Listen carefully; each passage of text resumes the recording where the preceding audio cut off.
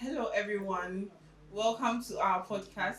I'm Miss Pamela Rinchi, your host for today, and I'm here with Miss Sia. and Miss. Lizzie. We are here to speak on the topic of nutrition and social media. Miss Sia, what do you think nutrition is? Okay, so in simple terms, I would say nutrition is basically what the body uses to carry its activities. Okay. So it's more or less like a machine.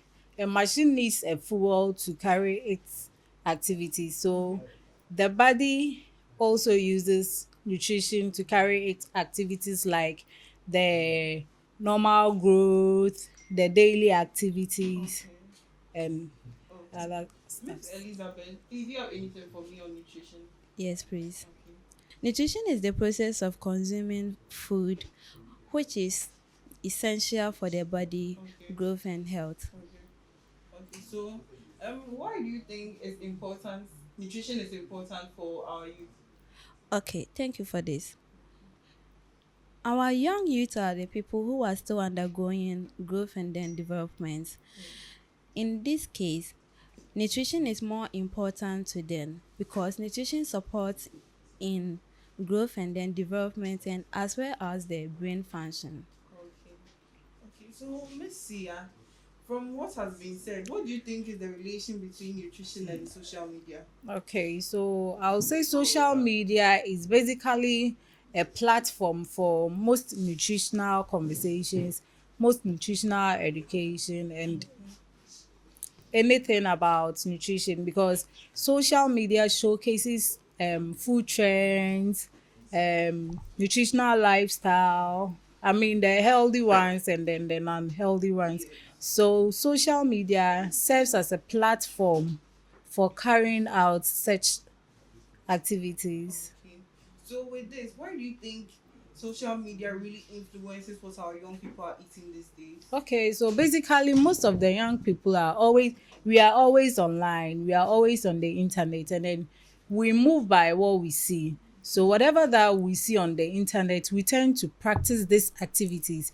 So, if we should see any activity that maybe someone is saying, oh, doing this helps in this nutritional health, we would want to practice it since we want to stay healthy and be active. Okay. Okay. Okay. That's a very lovely suggestion. And why do you think the youth really trust what they are seeing on social media, what they are seeing on the internet? So as they are practicing it, they see it and they think, oh, that's the best thing that is out there. So let me try it out. Why do you think they are doing that? Okay. Most of the influencers share their personal life experience Okay. and they use emotional storytelling which which help in engaging the youth to be seeing that information more scientific rather than more engaging the youth to be very interested or manipulate with that information than the scientific data ones. Okay. Okay, I would also want to say basically it's about aspirational lifestyle because we are inspired by what we see. We want to be like them because they are looking fine. So we want to be like them and we tend to copy whatever that they are doing. We don't even actually figure out if they are really credible sources or they are really credible information they are giving us. We just tend to follow whatever that they are doing. So it's just an Okay. aspirational lifestyle. So do you think this is why these food trends and then body image issues is affecting the young people's eating habits? Very, very well.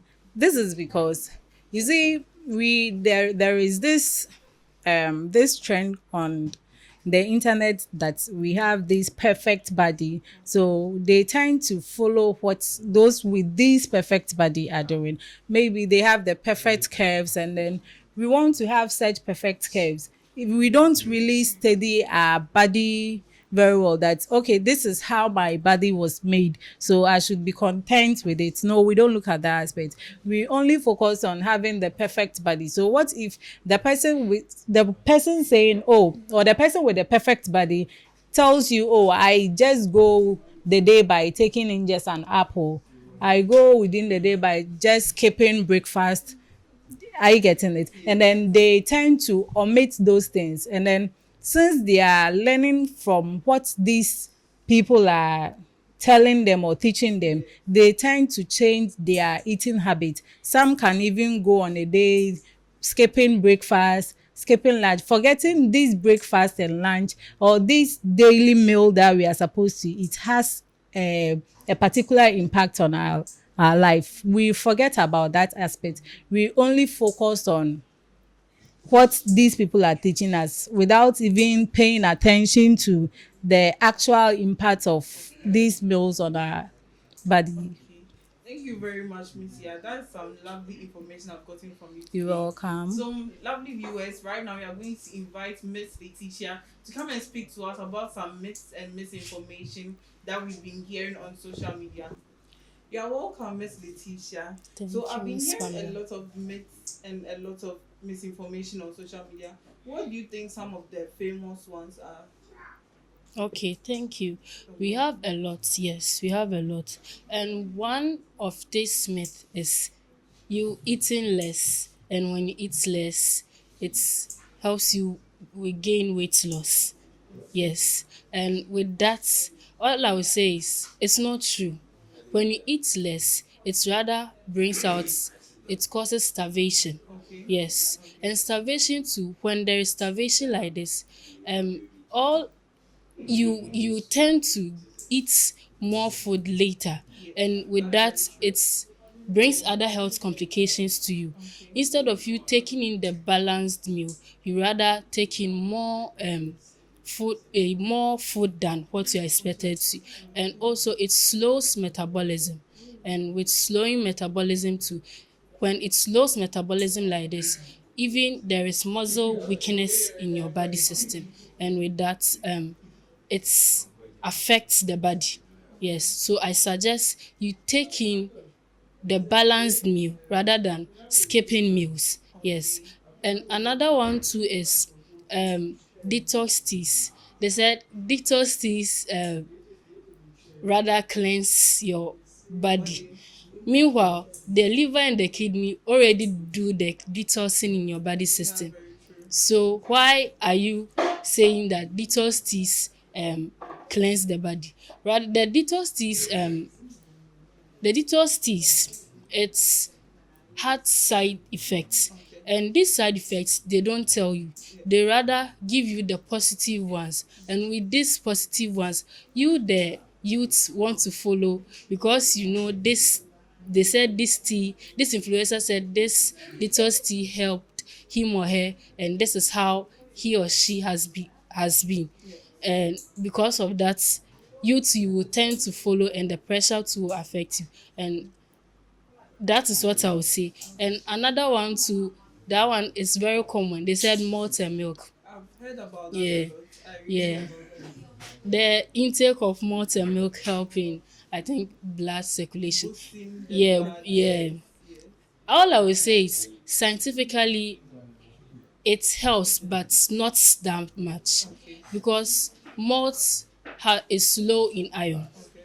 So I rather suggest that instead of taking in malt and milk, let's say someone is an anemic person and he's advised to take in food that are more rich in iron.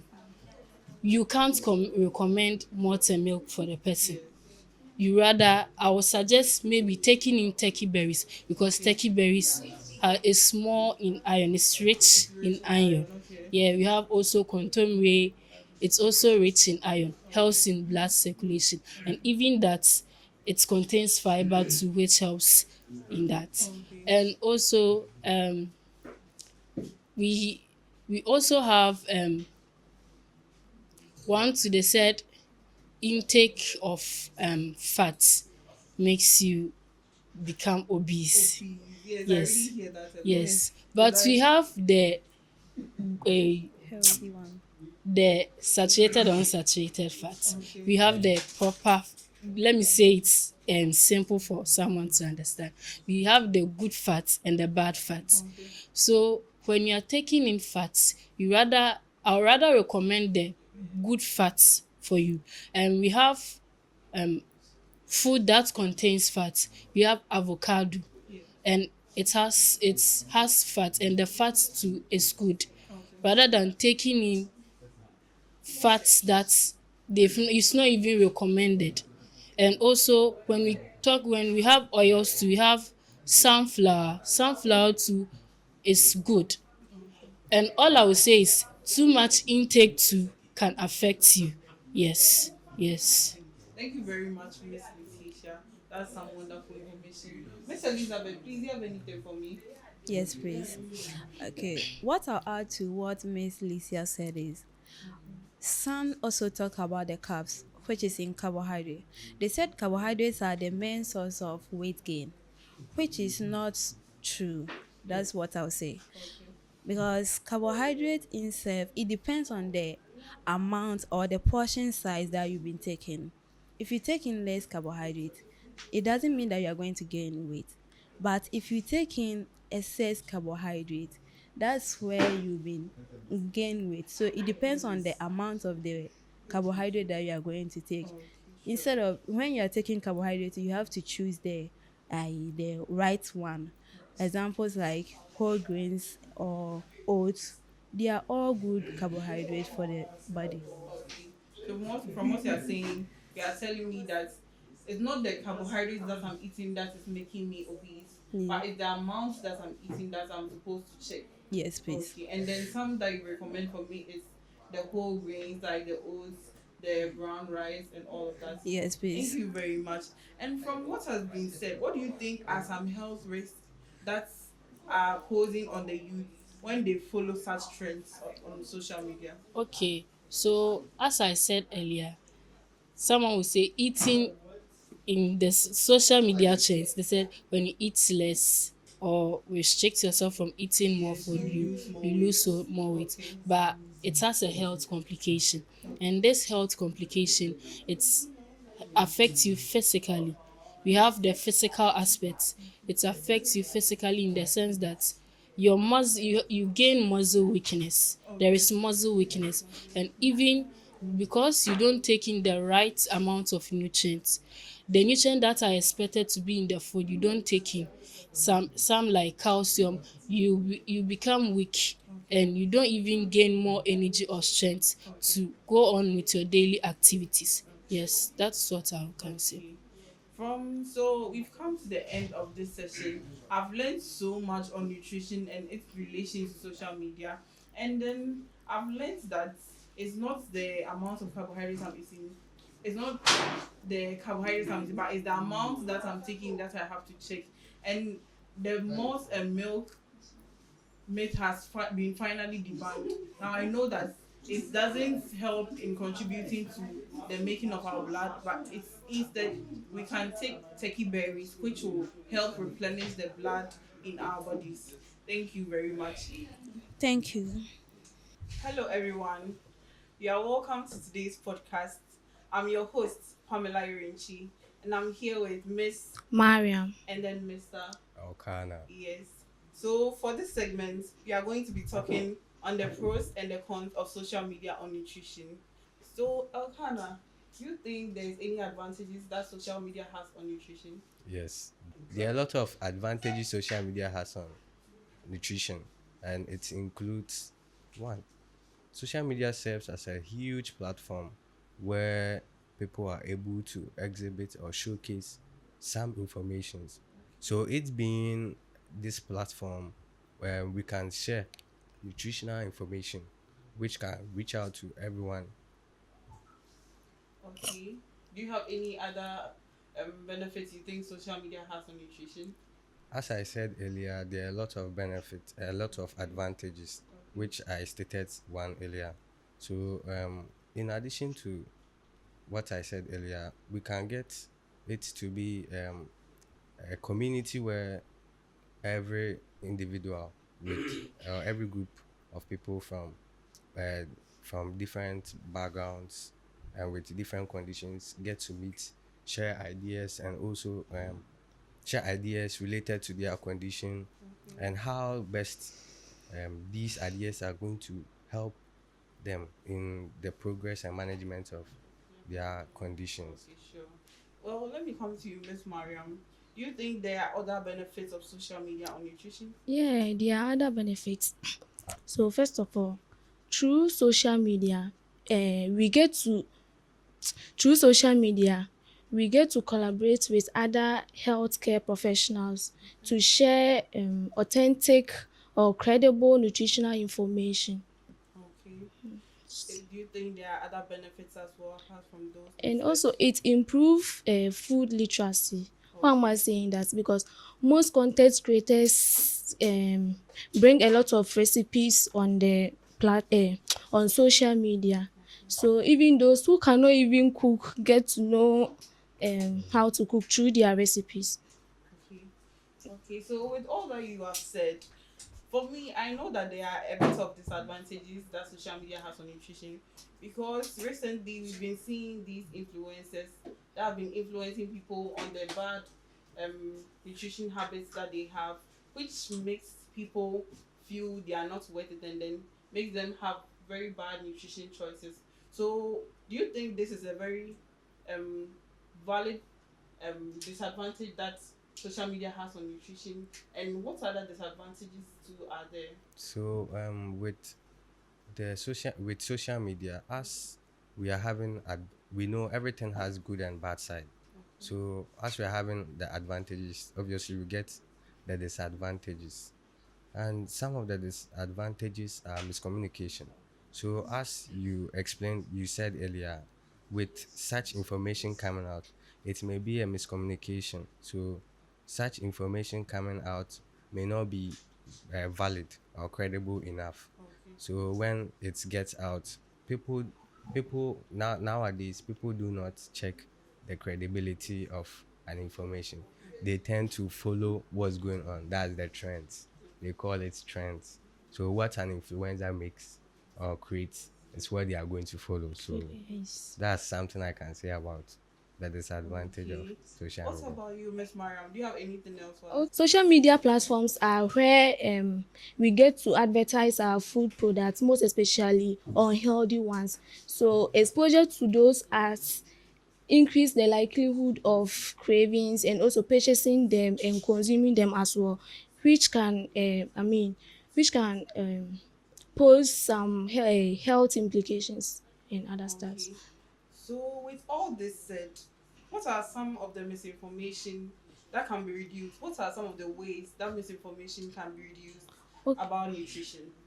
Okay, so when when you're on the internet, don't just follow someone, but also check if the person, whatever the person is saying, is coming from a credible source. Some sources like NGO, GAND, and other stuff. There are a lot of sources. So check if the person is the whatever the person is saying is coming from a credible source. Okay. So from what you are saying, every time I find information on the internet, I have to go back to search Search. if it's actually true that what is being done is the correct Correct. thing. Yes. Okay. So Elkana, please, do you have anything for me? Yes. So as the search came inside, so since the media is a huge platform, everyone is sharing his or her information. Okay. So with this, it gives us opportunity to explore. So in your exploration, as you said earlier, you don't just check for the information, then you source it out. You are supposed to go and check its credibility. So how do you check the credibility? It's all about one. When you get the information, you go and check for peer review documents. So we are having a lot of peer review documents there. You can go and search. There are a lot of sites where you can get all these peer review documents. You search on the topic, then you try to get information on what you saw. So if this information correlates, then it's likely that um, you are having a very good information. Okay. And also you can also check the site. Yes, it's very important Okay. because it's for instance, you go on a site, then you see let's say the site is talking about um, computer, then you see food inside. You see every field, then their way of defining things. Okay. So it might be that the food you are seeing, it's an abbreviation for a term there. So I think it's better when you go online, you check for the source, the site. So if it's food, it's related to food nutrition, Okay. or education on nutrition or food, you check if it's on that, then you see if it's credible and relevant to you. Yes. Okay. I'm very happy you said something on that, because I was about to ask what are some of the people, which people do you think we have to go to receive this credible information from? Because young people think anything that they see on social media is quite credible. So are there aspects that we are supposed to go to? Are there some people in a certain profession that we are supposed to see for them to give us nutritional advice? And if so, which people are they? Yes, you are right that young people like social media, and they like what they see. So with that, the best individuals to get nutritional information from is one, as we said, nutritional information. So the best professionals, the professions to get these informations from is one, the dietitians, the nutrition, not just the dietitians. It's a name. So you can get a qualified and registered dietitians and nutritionists. They've passed through some trainings, and these trainings have equipped them with knowledge that can help in distributing valid information. Not talking long on the professionals. You can also, with NGOs and some government agencies that deal with health and nutrition, you can get valid information from there.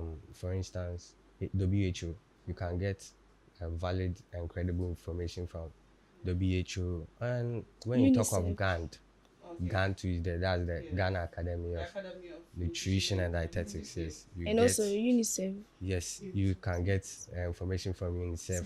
Or there are a lot of A lot. places where groups where you can get valid and credible nutritional information from. Okay. I'm very happy that you educated me on it, because I didn't know there are a lot of people that I could get such information from. But with this, is there any simple nutritional advice that you could give young people? Because young people tend to follow things very easily. So is there anything simple that they could follow, or is there anything that sort of a trend that they could easily pick up that would give them some sort of a healthy lifestyle from what they are doing? Miss Mariam, do you have any idea? Would make sure that every food we eat is a balanced diet. Okay. What do I mean by a balanced diet? Food that contains all the essential nutrients in their right proportion. So don't only be particular about the quantity of the food, but also the quality. Oh, okay. Yeah. Okay. So Yeah. So every time I'm basically. going to find food to eat, I have to get a bit of carbohydrates on my Hydrates. plate, a Yeah. bit of protein, Protein. and then Some veggies and other stuff. okay, Yeah. okay. I've noted that down. Elkanah, please, do you have anything for me? Okay, what I would say is, when you go online as a young adult, or I would say a youth, when you go online, you don't just search for information, you search for credible and valid information. So what I would say, in simple put, I would say search for right information. That's it. I think I would have to put more effort into searching for the right information as a youth myself, and then that would help me in my lifestyle habits. Yes. Thank you very much. I hope you've had an incredible time with us. I hope you've learned so much, because I've also learned something. I've learned to debunk most of the myths that we knew from the beginning. And then now I know that every time I see something on social media, I'll have to do further research on it. I'll have to read more and see its advantages and disadvantages. You've also done same, and have a lovely day. Bye. Bye.